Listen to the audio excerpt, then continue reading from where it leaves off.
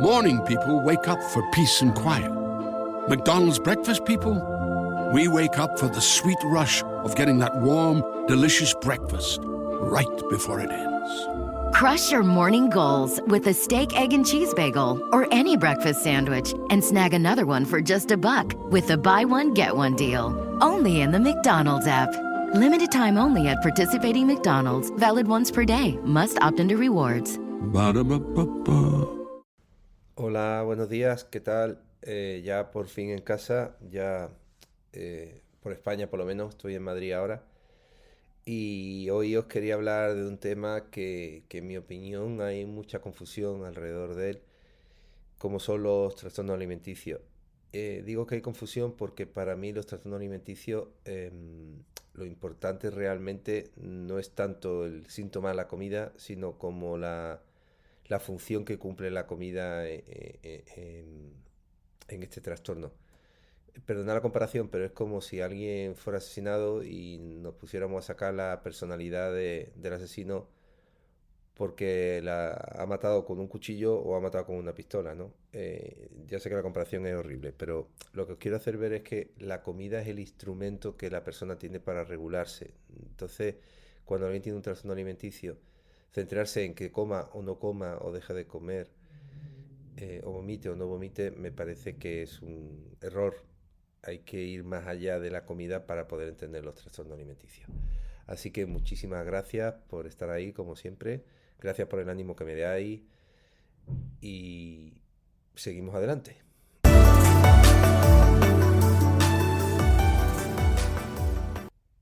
Bueno, lo primero que tenemos que ver con los trastornos alimenticios es que, como su propio nombre indica, de algún modo u otro tienen que ver mucho con la comida y sobre todo con el aspecto físico, pero no siempre. Lógicamente, el hecho de que regulemos nuestro aspecto físico es una situación que tiene mucho que ver con una emoción que es la vergüenza. Es decir, tiene que ver en la sensación de cómo nos ven los demás. Cuando nosotros nos miramos en el espejo, lo que estamos viendo en el espejo es lo que creemos que los demás ven en nosotros, es lo que llamamos el yo social. Pero vamos a ver que no siempre todos los trastornos alimenticios van a tener que ver con esa sensación de vergüenza. Para definir los trastornos alimenticios normalmente se han basado en dos grandes aspectos, simplificando mucho. Un aspecto que es la restricción, es decir, no comer para estar delgado, delgada, la inmensa mayoría son mujeres, y un aspecto que es el vómito, es decir, vomitar como o compensar como una manera de poder modificar el aspecto del cuerpo. En algunos casos vamos a tener que se dan las dos cosas, hay restricción y también hay compensación. Aquí lo primero que habría que ver es que no siempre funciona de este modo. ¿Por qué? Porque podemos encontrarnos, por ejemplo, con que haya personas que vomiten y sin embargo no tengan ningún problema con su cuerpo. O personas que no coman, pero que no tengan ningún problema con su cuerpo. Y estas son dos excepciones importantes en los trastornos alimenticios. Voy a empezar a hablar de ellas y posteriormente vamos a ir a entrar a lo que son los típicos trastornos alimenticios, que son la anorexia y la bulimia. Bien, hay una cuestión que es que hay personas que la comida no les entra. De hecho, muchas personas entran en una anorexia por esta sensación de restricción de la comida. ¿Qué ocurre? Cuando nosotros, sobre todo cuando somos niños o adolescentes, y tenemos una depresión, el sistema paradójicamente deja de comer. ¿Por qué ocurre esto? No lo sé bien, pero es verdad que cuando algunas personas tienen ansiedad o tienen depresión, comen mucho y eso les va a calmar y luego hablaremos de eso, pero hay otras personas que el estómago literalmente se les cierra, no pueden comer y no es que se vean gordos, no se ven gruesos, no se ven que les sobre grasa en ninguna parte de su cuerpo, lo que les ocurre es que la comida literalmente no les entra. Así que cuando viene alguien con un problema de este tipo, lo primero que le pregunto es si se ve en el espejo, se ve gordo, se ve gorda. Voy a hablar siempre de mujeres porque la mayoría son mujeres. Y si tiene algún tema con su cuerpo que le provoque el que no coman. Porque me he encontrado algunas personas, bastante, que cuando yo les pregunto Sí, se ven gordas, me dicen que no, que quieren engordar, que no les gusta su cuerpo, que se ven demasiado delgados, pero que no pueden, no les entra la comida y que su cuerpo gasta mucha energía o bien tienen una depresión.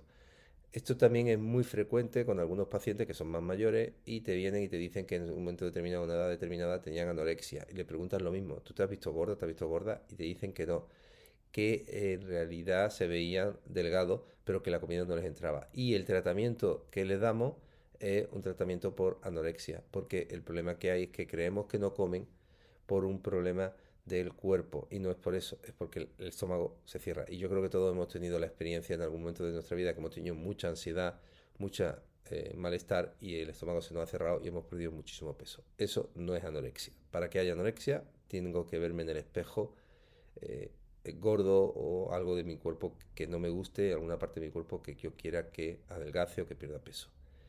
En otros casos, cuando alguien se ve muy delgado, sobre todo varones, lo que tenemos que pensar es que seguramente en algún momento de su vida le han hecho bullying y el cuerpo se ve un cuerpo pequeño, frágil y quiere tener un cuerpo grande, fuerte, como una manera de protegerse.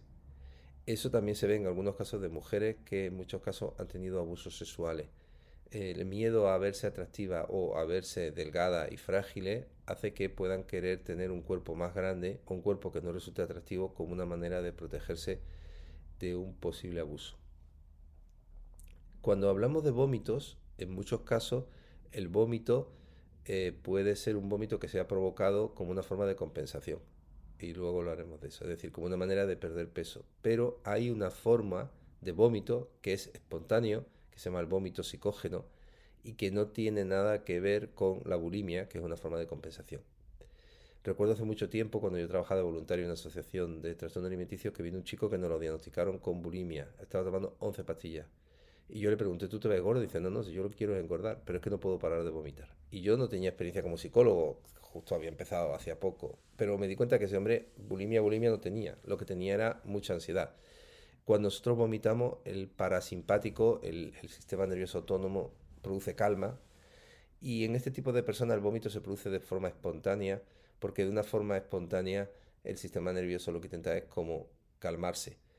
Tened en cuenta que es una de estas chapuzas que da el sistema nervioso. Yo puedo tener mucha ansiedad y el sistema nervioso reacciona como si yo hubiera tomado un estado mal alimento o tuviera algo que me estuviera provocando malestar dentro. Y eso produce el vómito. Muchas veces cuando vemos, nos enteramos de una mala noticia de un ser querido que se ha muerto de repente o nos enteramos, vemos algo que está podrido por la calle, vomitamos espontáneamente. Pues es parecido. Lo que ocurre es que en estas personas el vómito se vuelve recurrente como una forma de calmarse si queréis, pero claro, obviamente no le produce ninguna calma. Y no es bulimia, no se ven gordos, no quieren compensar, es simplemente que vomitan espontáneamente. Y aquí lo que hay que hacer es un tratamiento importante contra la ansiedad, comer despacio, estar tranquilo. Otro aspecto que no tiene realmente que ver con los trastornos alimenticios, aunque un poco sí, es la vigorexia. Y aquí los hombres ganan por goleada.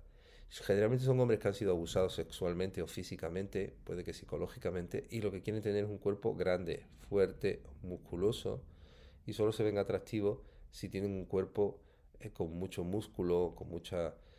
Y suelen tomar también proteína, se ciclan, se ponen esteroides para poder estar más fuerte y igual, no tiene tanto que ver con la comida como con el aspecto físico para parecerse, sentirse atractivo, guapo y como de algún modo invulnerable.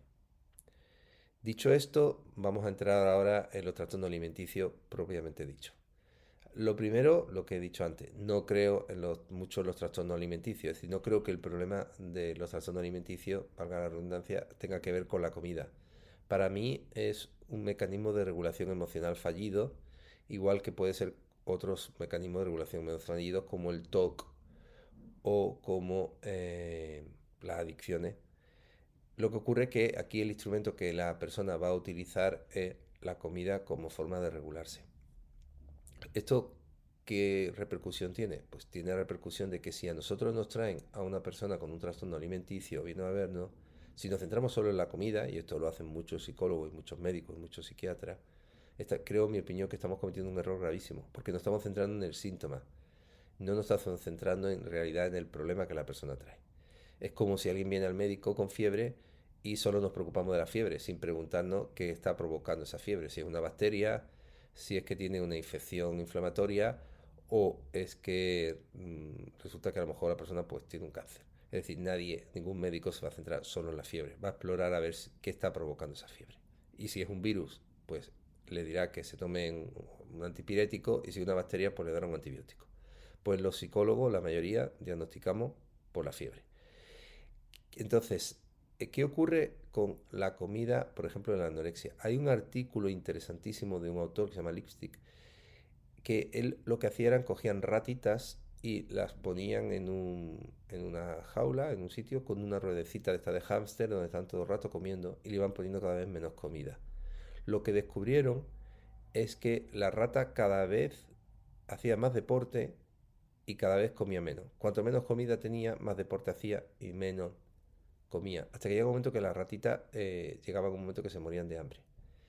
Con esto no quiero comparar a ningún ser humano con ninguna rata. Pero lo que sí quiero decir es que muy probablemente la anorexia tenga mucho más que ver con la necesidad de sentir control que con la comida. ¿Por qué? Porque cuando no comemos, nuestro sistema nervioso se centra exclusivamente en buscar comida, en necesitar comer. Paradójicamente, los trastornos alimenticios son una enfermedad del primer mundo. Es una enfermedad que no se da en lugares donde hay problemas para conseguir comida.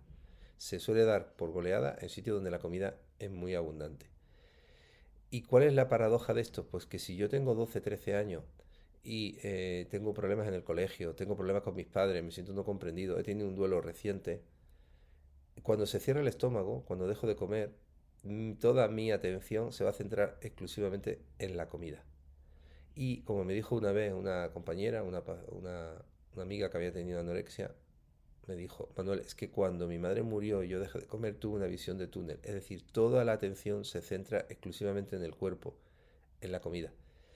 Paradójicamente, las personas que tienen anorexia, en el lóbulo parietal, que es un lóbulo que está cerca de la sien, se produce una transformación de cómo vemos el cuerpo. Esto también le ocurre a personas que tengan un ictus, un derrame o algún tipo de golpe en la zona parietal del cerebro.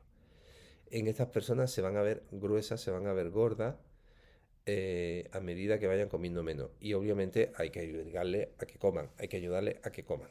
Hay que conseguir un normapeso, un peso adecuado antes de poder hacer un tratamiento. Eso sin ninguna duda, vaya por delante. Pero esto es una paradoja que se da en el cerebro, que cuando no comemos las personas se empiezan a ver gordas cuando en realidad están extremadamente delgadas. Eso se llama dismorfofobia.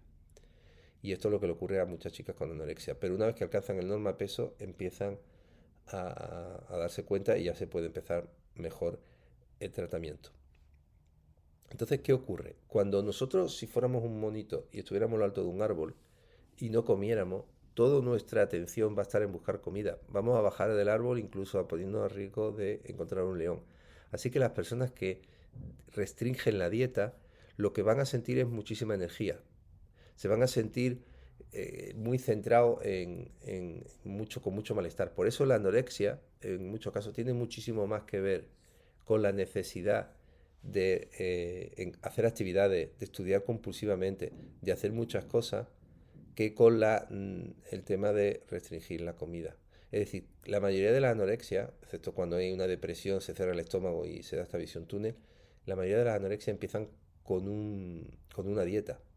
¿Y por qué ocurre esto? Porque si yo me veo, por ejemplo, mis piernas gordas, o me veo el vientre gordo, o me veo que tengo mucho trasero, lo que sea, lo que voy a hacer es enfocar toda mi atención ahí. Y esto objetiviza mi sensación de malestar. Es decir, mi barriga está gorda, está gruesa, está grande. Luego, si yo reduzco mi barriga, seré atractivo, seré atractiva y por lo tanto seré querido. Así que voy a enfocar toda mi atención en reducir esa barriga que está gruesa. Importante esto, porque muchas veces creemos que la anorexia, por ejemplo, una chica me decía: Manuel, yo no tengo anorexia porque yo como de todo. Pero claro, estaba en el gimnasio compulsivamente, con rendimiento compulsivo, para poder conseguir que sus piernas fueran más delgadas. También lo consideramos una forma de anorexia, en el sentido de que hay una activación compensatoria para poder regular cierta parte de mi cuerpo que considero que cuando esté atractiva, entonces seré querida, seré aceptada y seré valiosa. ¿Por qué? Porque lo que hago es que pongo mi autoestima en mi cuerpo. Pongo mi autoestima en una parte de mi cuerpo como una forma de ser valiosa. Esto es muy importante porque las personas que tienen trastorno alimenticio lo que creen es que yo no voy a ser, que si no soy querida, puedo sentirme deseada. Es decir, puedo ser atractiva y cuando sea deseada seré querida.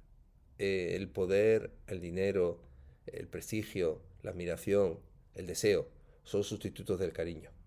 Así que estas personas que probablemente no se hayan sentido queridas pueden creer que si son más atractivas físicamente, entonces serán queridas. Si soy deseada, seré querida. Lo cual, lógicamente, no tiene absolutamente nada que ver. Pero ya sabemos que en psicología, en muchos casos, los estímulos neutros quedan condicionados. Así que lo que tenemos que ver es la anorexia o todo lo que son sus derivados como una estrategia de regulación emocional fallida que usa la comida de una forma restrictiva, que provoca mucha sensación de ansiedad, pero que hace que solamente me pueda centrar en un aspecto, que es la comida y el rendimiento. Por eso las chicas con anorexia, la inmensa mayoría, son extremadamente eficientes, trabajadoras, estudiosas, muy responsables. ¿Qué ocurre cuando empezamos a no comer? Que tenemos mucha rabia. El no comer provoca malestar, provoca rabia. Por eso mismo de esa energía que estaba comentando que hace que busquemos comida. Y de pronto niñas que eran muy buenas, muy tranquilas, se vuelven muy agresivas, se vuelven desagradables, se vuelven eh, personas que las madres y los padres te dicen que no las reconocen. Mi hija siempre fue muy buena hasta que tuvo esto. Pero en el fondo la anorexia es un grito desesperado por una forma de llamar la atención y de mostrar me encuentro mal. Cuando pasa un tiempo con la anorexia, paradójicamente la persona lo que van a tener son colapsos. Se va a encontrar sin energía, se va a encontrar muy cansada, se va a encontrar muy mal, va a sentir que no se reconoce, que no es así. Y paradójicamente lo que va a hacer es restringir más la dieta para poder volver a tener energía. Y entran en unos círculos viciosos terribles. Voy a dejar el podcast por hoy. Voy a hacer otro la semana que viene sobre el tema de la bulimia, los atracones y demás. Pero quiero que os deis cuenta de algo. La anorexia tiene un funcionamiento en su forma patológica muy parecido al trastorno obsesivo compulsivo. En el TOC, una persona puede tener miedo de que se le infecten las manos y la compulsión puede ser lavarse las manos constantemente. En la anorexia, el miedo es tener una parte del cuerpo o todo el cuerpo feo, defectuoso. La obsesión sería tener un cuerpo atractivo, delgado, y la compulsión sería preocuparme por la comida. Por ejemplo, qué calorías como, no tomar grasa, tomar solo alimentos sanos, el no comer más de cierta cantidad de comida, el compensar si he comido de una forma determinada. Así que no hay mucha diferencia entre tener un trastorno obsesivo compulsivo y una anorexia. Solo que la anorexia sería un trastorno obsesivo compulsivo relacionado con el aspecto físico y lo que son aspectos relacionados con la comida. Cantidad de calorías que como, qué tipo de comida como, qué contenido graso tienen. Por eso hay muchísima anorexia, por ejemplo, muy centrada en comer healthy, en comer muy sano, en comer comida macrobiótica, en comer, no tomar nada que sea procesado, es decir, cualquier cosa que tenga. Y no hay mucha diferencia con una persona que tenga anorexia, que esté obsesionada con su cuerpo, o una persona que tenga un trastorno obsesivo compulsivo y que esté obsesionado con lavarse las manos. Bueno, espero que esto os dé una idea un poco de cómo funciona la anorexia. ¿Cuál es el tratamiento? Pues en el mismo que en el TOC. Hay que entender que la persona, hay algo ahí que le está molestando mucho. En la mayoría de los casos será un problema interpersonal, generalmente muy relacionado con sensaciones de culpa y rabia, porque tanto el TOC como la anorexia es una enfermedad de que tengo que tener el control. No puedo controlar lo que está ocurriendo a mi alrededor, pero sí puedo controlar lo que como, puedo controlar mi aspecto físico. Y normalmente cuando a la persona se le ayuda a poder conectar realmente con sus emociones, con sus sensaciones que nunca ha aprendido, el problema de la comida empieza a pasar a ser secundario y la persona en muchos casos pueden empezar a regularse. Con esto no quiero decir que no haya que tratar el tema de la comida. Por debajo de cierta cantidad de peso, por cierta cantidad de ingesta, es que no podemos trabajar con la persona. O sea, es como trabajar con alguien que está con un ataque de pánico. No se puede. Primero, obviamente, hay que ayudarle a que regule el peso, a que regule la ingesta, a que haya una cierta normalidad y a partir de ahí podemos empezar el tratamiento con el tema emocional. Que esto es de sentido común, ¿vale? No estoy diciendo que no haya que tratar el tema del peso, por supuesto que sí. Pero en muchos casos, cuando las personas están en un estado incipiente de anorexia, sobre todo cuando son jovencitas y las pillamos en un buen momento, la idea es no hablar al principio de comida, sino hablar de cualquier otra cosa y el problema de la comida en muchos casos se va a resolver solo. Si el problema es más grave, sí que hay que entonces ya eh, tomar medidas. Pero lo que sí que me gustaría que os quedarais con la idea del podcast, que en la anorexia y los demás problemas alimenticios, la comida es el instrumento que la persona usa para poder regularse. Por lo tanto, hay que ir en los trastornos alimenticios más allá de la comida. Hay que ver un poco más allá de lo que está pasando. Bueno, muchísimas gracias como siempre por estar ahí. Y yo que me da miedo en los podcasts no saber de qué hablar, pues parece ser que me he pasado de tiempo y que parece ser que sí que tenía más cosas que contar de las que yo creía. Así que hasta la semana que viene y gracias por vuestros comentarios, vuestros feedbacks en Spotify, en los correos, en las redes. Os agradezco mucho esto porque me da mucho ánimo para seguir. Hasta muy pronto.